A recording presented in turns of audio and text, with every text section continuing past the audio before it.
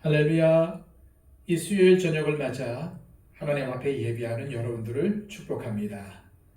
기도하겠습니다. 아버지 하나님, 우리를 불러주셔서 하나님 앞에 예배케 하시고 오늘이라는 시간을 들여 하나님 앞에 살게 하심을 감사합니다.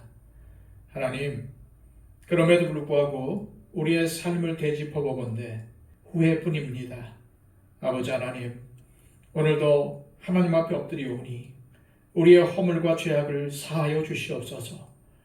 이 예배 가운데 평안을 더하여 주시고 하나님 앞에 엎드릴 때에 하나님의 만져주심의 손길과 치유해 주시는 그 손길을 느끼게 하여 주시옵소서. 하나님, 이 시간 하나님께 예배할 때에 영과 진리로 예배케 하여 주시고 하나님께서 이 시간에 임재하여 주셔서 우리와 함께 하시는 그 축복의 역사를 우리가 누리게 하여 주시옵소서.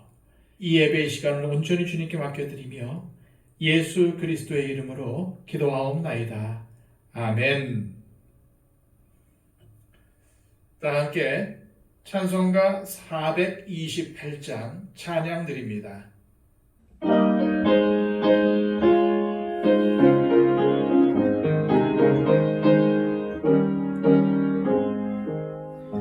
내 영혼의 햇빛 비치니 주 영광 찬란해. 이 세상 어떤 빛보다 이미 떠인 나네. 주의 영광 빛난 광채 내게 비춰 주시옵소서.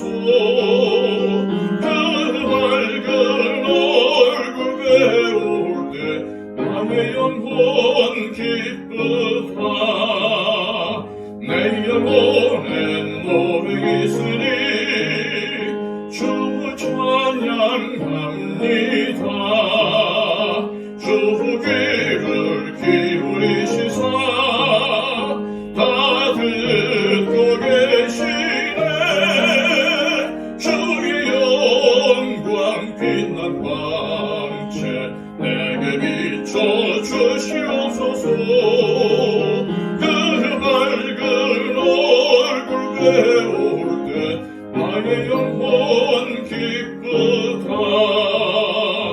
내 영혼의 봄날 되어서 주 함께 하실 때 그 평화 내게 깃들고 주은 해꽃 피네. 주의 영광 빛난 광채 내게 비춰 주시옵소서. 그 밝은 얼굴 배울 때 나의 영혼 기쁘다.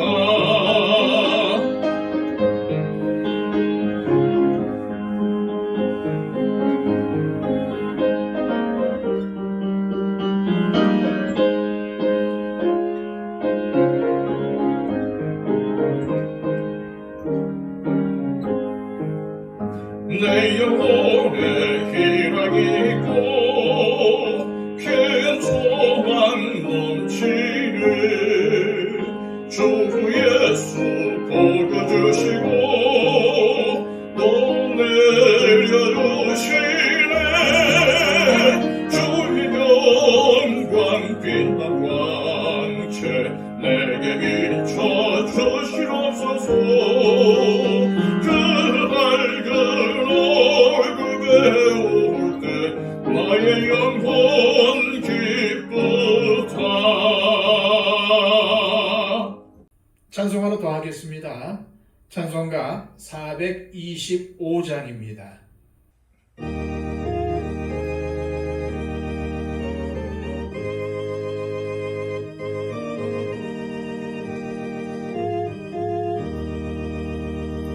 주님의 뜻을 이루소서.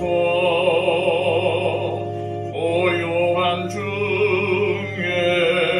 기다리니 진흙과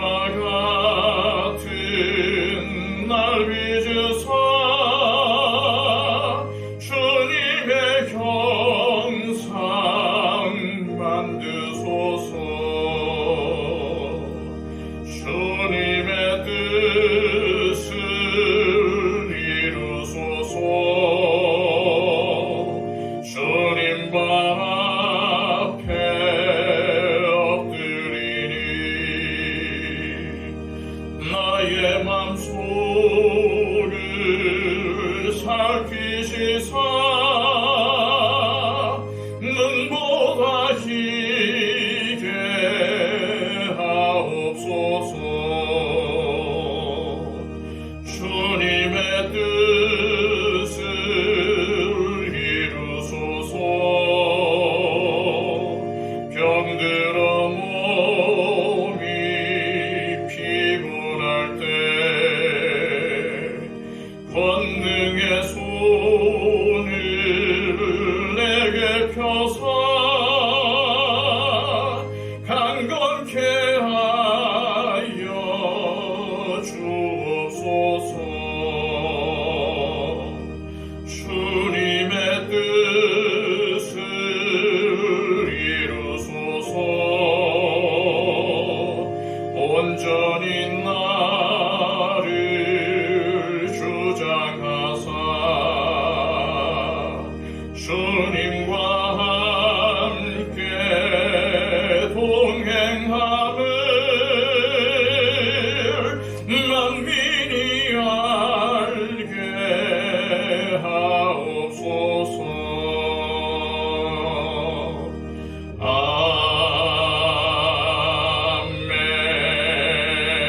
아멘. 이 시간 우리에게 주시는 하나님의 복된 말씀은 구약성경 사무엘상 16장 1절에서 13절까지의 말씀입니다. 구약성경 433쪽입니다. 여호와께서 사무엘에게 이르시되 내가 이미 사울을 버려 이스라엘 왕이 되지 못하게 하였거늘 네가 그를 위하여 언제까지 슬퍼하겠느냐. 너는 뿔에 기름을 채워 가지고 가라. 내가 너를 베들레헴 사람 이새에게로 보내리니 이는 내가 그의 아들 중에서 한 왕을 보았느니라 하시는지라. 사무엘이 이르되 내가 어찌 갈 수 있으리이까. 사울이 들으면 나를 죽이리이다 하니 여호와께서 이르시되 너는 암송아지를 끌고 가서 말하기를 내가 여호와께 제사를 드리러 왔다 하고 이새를 제사에 청하라. 내가 네게 행할 일을 가르치리니 내가 네게 알게 하는 자에게 나를 위하여 기름을 부을지니라. 사무엘이 여호와의 말씀대로 행하여 베들레헴에 이르매 성읍 장로들이 떨며 그를 영접하여 이르되 평강을 위하여 오시나이까. 이르되 평강을 위함이니라. 내가 여호와께 제사하러 왔으니 스스로 성결하게 하고 와서 나와 함께 제사하자 하고 이새와 그의 아들들을 성결하게 하고 제사에 청하니라. 그들이 오매 사무엘이 엘리압을 보고 마음에 이르기를 여호와의 기름 부으실 자가 과연 주님 앞에 있도다 하였더니 여호와께서 사무엘에게 이르시되 그의 용모와 키를 보지 말라. 내가 이미 그를 버렸노라. 내가 보는 것은 사람과 같지 아니하니 사람은 외모를 보거니와 나 여호와는 중심을 보느니라 하시더라. 이새가 아비나답을 불러 사무엘 앞을 지나가게 하매 사무엘이 이르되 이도 여호와께서 택하지 아니하셨느니라 하니 이새가 산마로 지나게 하매 사무엘이 이르되 이도 여호와께서 택하지 아니하셨느니라 하니라. 이새가 그의 아들 7을 다 사무엘 앞으로 지나가게 하나 사무엘이 이새에게 이르되 여호와께서 이들을 택하지 아니하셨느니라 하고 또 사무엘이 이새에게 이르되 네 아들들이 다 여기 있느냐. 이새가 이르되 아직 막내가 남았는데 그는 양을 지키나이다.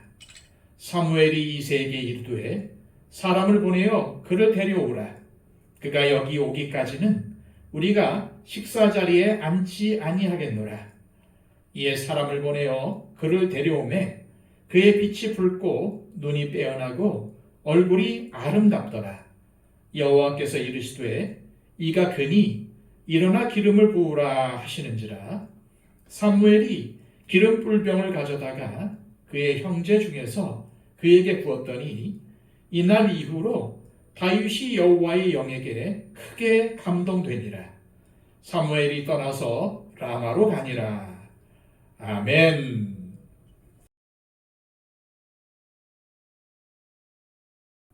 믿음의 선진들 가운데 하나님의 마음에 합하여 평생 하나님의 마음을 기쁘게 해드린 사람을 꼽으라면 대부분 다윗을 꼽을 것입니다.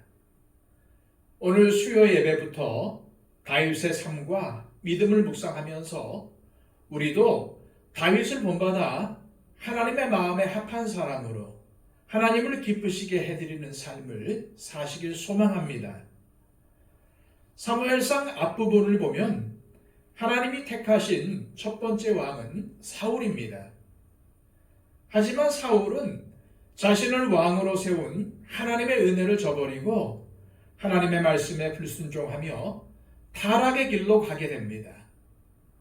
왜 그랬을까요?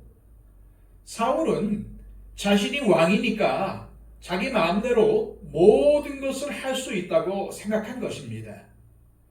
그 대표적인 예가 사무엘상 15장 22절, 23절에 기록이 되어 있습니다. 사무엘이 이르되 여호와께서 번제와 다른 제사를 그의 목소리를 청종하는 것을 좋아하심같이 좋아하시겠나이까? 순종이 제사보다 낫고 듣는 것이 순양의 기름보다 나으니 이는 거역하는 것은 점치는 죄와 같고 완고한 것은 사신 우상에게 절하는 죄와 같음이라. 왕이 여호와의 말씀을 버렸으므로 여호와께서도 왕을 버려 왕이 되지 못하게 하셨나이다 하니, 이러한 사울의 불순종의 모습을 본 하나님의 심정이 어땠을까요? 사무엘상 15장 35절 하반절에는 이렇게 기록이 되어 있습니다. 여호와께서 사울을 이스라엘 왕으로 삼으신 것을 후회하셨더라. 사울이 처음부터 이런 것은 아니었습니다. 그가 처음에 하나님의 부르심을 받았을 때는 하나님의 사람이었습니다. 하나님도 그와 함께 하셨습니다. 게다가 하나님의 영, 즉 성령님께서 그에게 임하기도 하셨습니다. 그러나 사울은 하나님께 불순종함으로 스스로 하나님과 관계없는 사람이 되었습니다. 다른 사람이 그렇게 만든 게 아니라 자신의 선택으로 그렇게 된 것입니다. 그런데 사무엘상을 자세히 읽어보면 사울은 하나님을 제대로 믿는 사람이 아니었습니다. 성경을 쭉 읽어보면 사울이 하나님과 인격적인 관계를 맺지 못한 사람이었다는 것을 알 수 있습니다.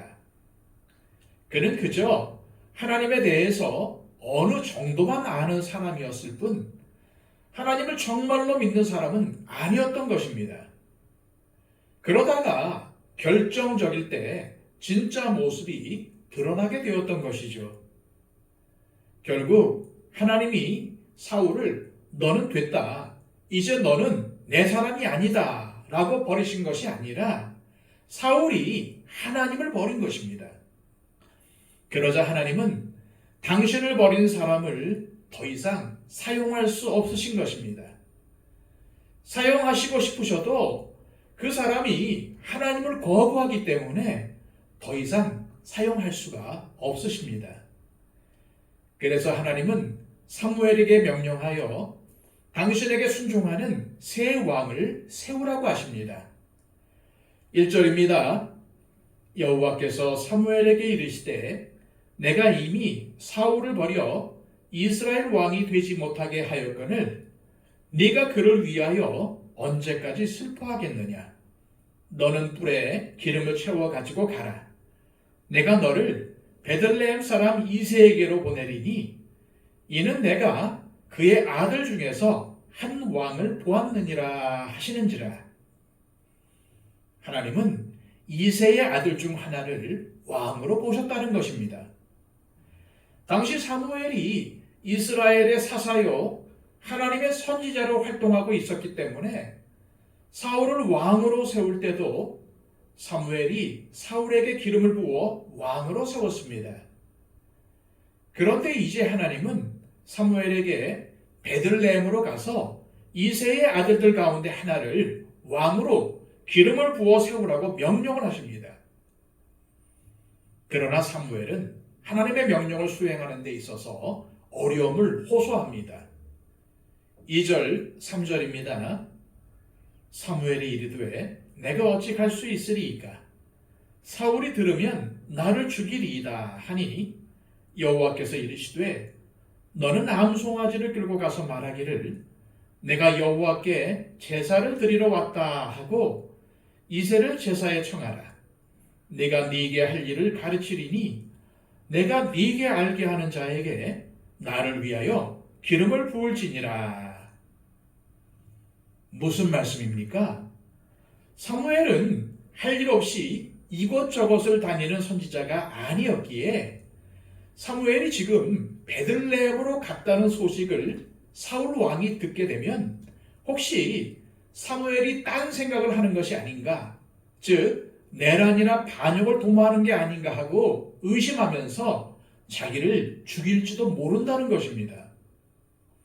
그래서 하나님은 사무엘에게 지혜를 알려주시는데 베들레헴에 제사를 드리러 왔다고 말하면서 이새를 초청하고 그의 아들 중 하나에게 기름을 부어 왕으로 세우라는 겁니다. 이에 사무엘은 하나님의 명령대로 베들레헴에 갔고 이새와 그의 아들들을 성결하게 하여 제사에 청합니다. 그런데 사무엘이 이곳 베들레헴을 방문한 것은 그저 제사만을 위한 것이 아니었습니다. 그 이상의 목적이 있었죠. 사무엘이 베들레헴 총구석에 왜 왔습니까? 사울을 대신하여 이스라엘의 왕이 될 사람을 찾으러 온 것입니다. 이제 사무엘은 이새의 아들 중 누가 하나님이 선택하신 왕인지 알아보려고 합니다. 그래서 가장 먼저 이새의 장남인 엘리압을 보았습니다. 6절입니다. 그들이 오매 사무엘이 엘리압을 보고 마음에 이르기를 여호와의 기름 부으실 자가 과연 주님 앞에 있도다 하였더니 사무엘은 엘리압을 본 순간 이 사람이야말로 다음 왕이 될 사람이구나 라고 생각을 합니다. 그만큼 엘리압은 용모가 뛰어나고 풍채도 아주 좋았던 것 같습니다. 그런데 하나님은 뭐라고 하십니까? 7절입니다. 여호와께서 사무엘에게 이르시되 그의 용모와 키를 보지 말라. 내가 이미 그를 버렸노라. 내가 보는 것은 사람과 같지 아니하니 사람은 외모를 보거니와 나 여호와는 중심을 보느니라 하시더라. 사무엘은 엘리압의 준수한 외모와 큰 키에 깊은 인상을 받은 것으로 보이는데 하나님은 그것을 보지 말라고 하십니다. 하나님께서 내가 이미 그를 버렸노라 하신 말씀은 그가 악한 사람이라 버리신 것이 아니라 내가 그를 선택한 것이 아니다 라는 말씀입니다. 하나님께서 말씀하신 용모와 키에는 어떠한 의미가 있을까요? 이것이 바로 사람들이 초대왕 사울을 택할 때 가졌던 기준입니다. 사울은 요즘 말로 하면은 몸짱이었습니다. 키가 커서 남들보다 머리 하나가 더 있고 풍채도 아주 좋고 누가 보더라도 장군감인 사람입니다. 그러나 하나님은 용모와 키가 아니라 다른 것을 보기 원하신다는 겁니다. 그것이 무엇입니까? 사람의 마음 중심입니다. 그런데 옛날이나 지금이나 사람들이 먼저 보는 것은 외모입니다.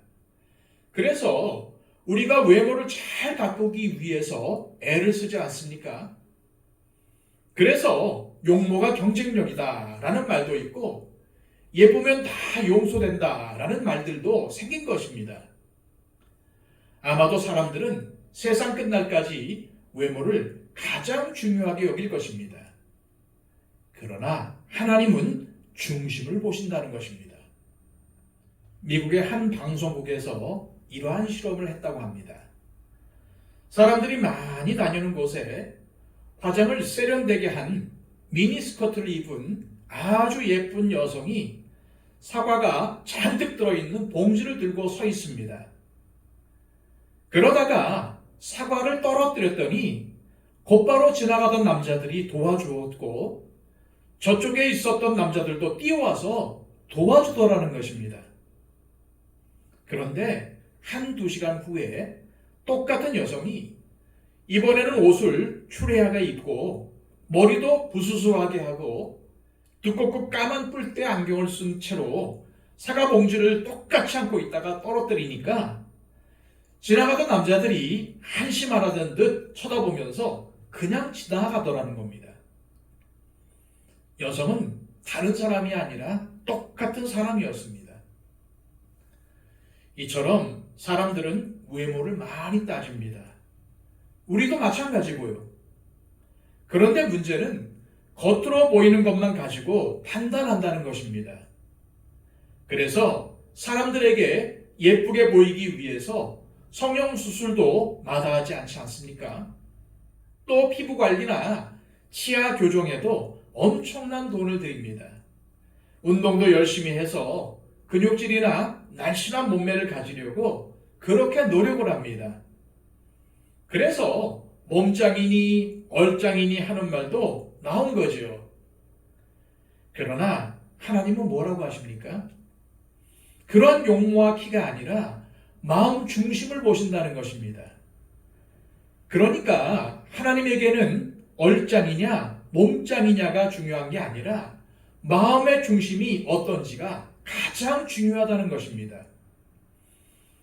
그런데 많은 사람들이 자기의 진짜 모습을 감추려고 열심을 냅니다. 하지만 하나님은 그런데 속지 않으십니다. 오로지 중심을 보십니다. 우리가 겉모습이 아무리 뛰어나도 엑스레이나 CT를 찍으면 다 거기서 거기고 우리 속에 있는 것들이 다 보이지 않습니까? 이처럼 하나님은 우리의 마음을 꿰뚫어 보십니다. 물론 다른 사람들이 나를 어떻게 보는지가 하나도 중요하지 않다는 말이 아닙니다. 사람들은 아무래도 외모를 보니까 외모도 어느 정도 잘 가꾸는 것도 필요합니다. 그러나 가장 중요한 것은 하나님께서 나를 어떻게 보시느냐 하는 것입니다. 하나님 앞에서 내가 어떠한 사람인가, 이것이 가장 중요하다는 말입니다. 다른 사람들에게는 많은 돈, 큰 집, 좋은 자동차, 아름다운 외모, 좋은 직업, 학벌, 자기가 이룬 업적 등을 통해서 자기의 진짜 모습을 가릴 수 있고 숨길 수도 있습니다. 그러나 하나님 앞에서는 숨길 것이 없습니다. 진짜가 다 드러납니다. 그래서 우리는 무엇보다 마음을 가꾸어야 합니다. 사무엘이 첫째 엘리압은 아니라고 하니까 이새는 그 다음 아들들을 부릅니다. 둘째 아비나답이 지나가고 셋째 삼마가 지나가도 선택을 받지 못합니다. 넷째, 다섯째, 여섯째, 일곱째까지 지나가도 하나님이 택하지 않으십니다. 10절입니다. 이새가 그의 아들 일곱을 다 사무엘 앞으로 지나가게 하나 사무엘이 이새에게 이르되 여호와께서 이들을 택하지 아니하셨느니라 하고, 사무엘은 이때 상당히 당황했을 것 같습니다. 지금 이새의 7명의 아들 중 아무도 하나님이 선택하지 않으시는 겁니다.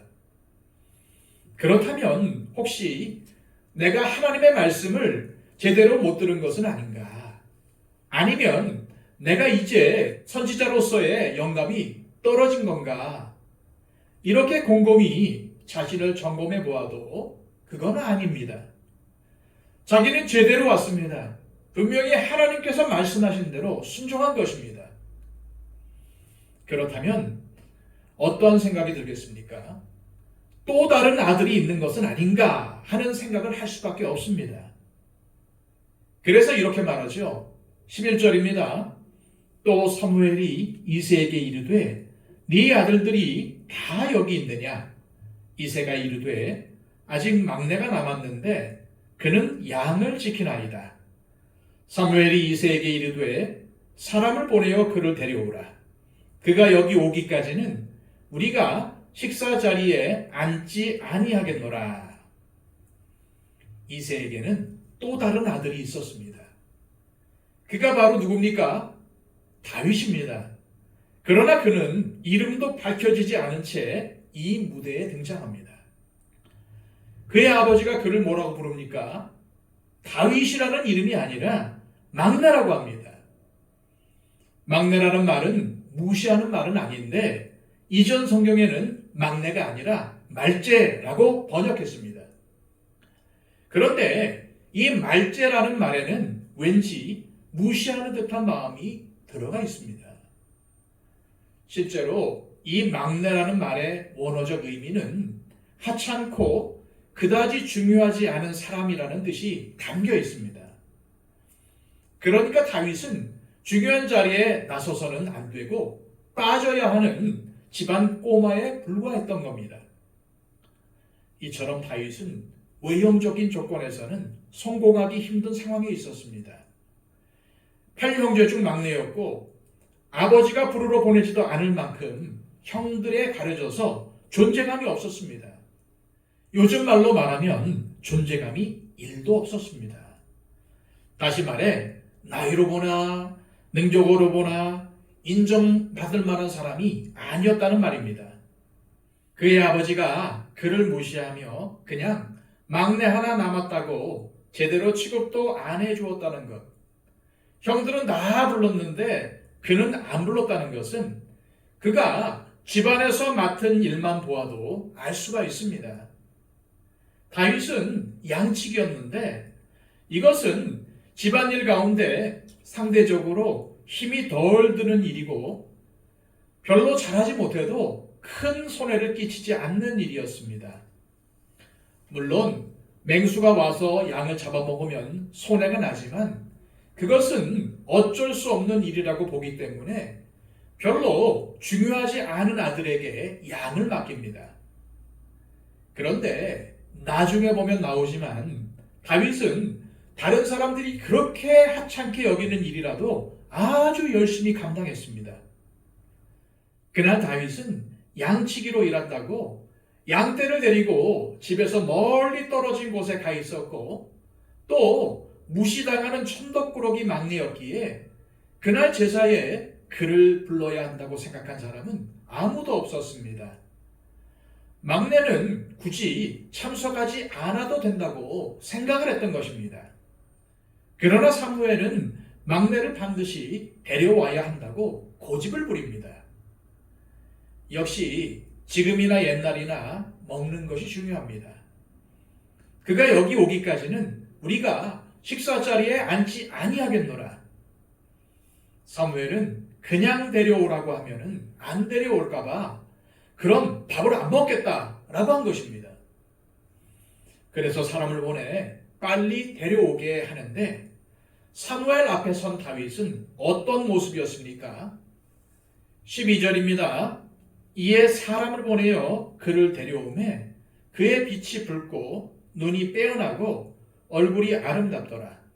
여호와께서 이르시되 이가 그니 일어나 기름을 부으라 하시는지라. 하나님은 사무엘에게 이가 그니 일어나 기름을 부으라 라고 하십니다. 그러니까 이새의 막내 아들 다윗이 다음번 왕이 될 사람이라고 하시는 겁니다. 사도행전 13장에 보면은 바울이 바나바와 함께 1차 전도 여행을 하다가 비시디아 안디옥에 갑니다.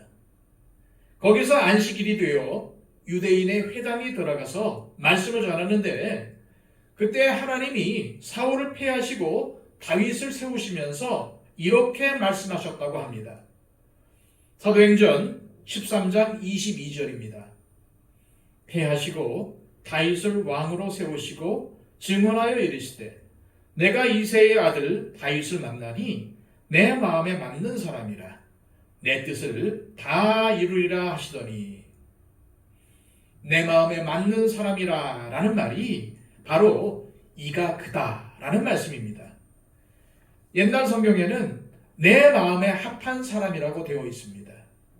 내 마음에 꼭 드는 사람이다 라는 뜻입니다. 그런데 흥미로운 점은 다윗 역시도 외모가 뛰어났다는 것입니다. 그는 눈이 빼어나고 빛이 붉은 외모가 준수한 소년이었습니다. 빛이 붉었다는 말은 아버지가 부르니까 멀리서 양을 치다가 열심히 뛰어와서 붉어진 그의 건강하고 생명력 넘치는 얼굴을 나타냅니다. 또한 눈이 빼어났다는 말은 눈빛에 생기가 있고 초롱초롱한 눈이었다는 말입니다. 하나님은 분명히 용모와 키, 즉 겉모습이 아니라 중심을 보신다고 하셨습니다.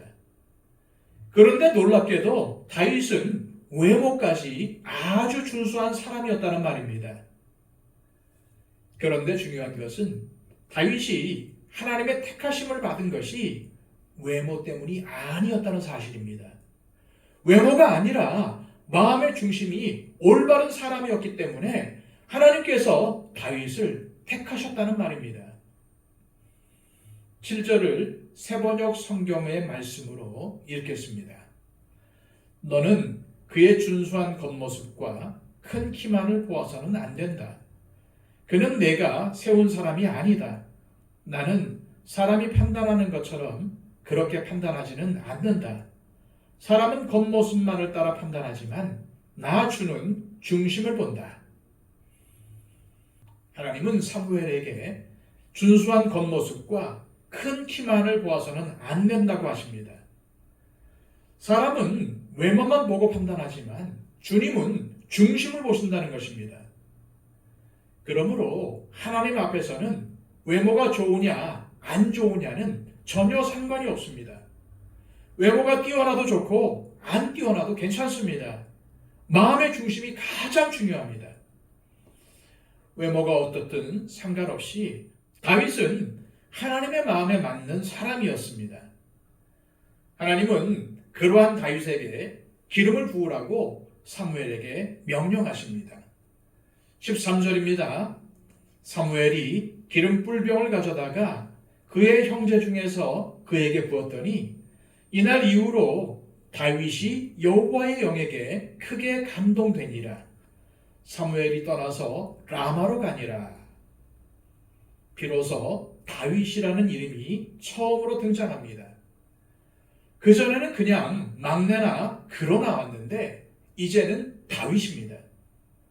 그동안 집에서도 인정받지 못하던 다윗은 이제 그의 형제 중에서, 즉 그의 형들이 둘러서서 보는 앞에서 왕으로 기름 부음을 받습니다.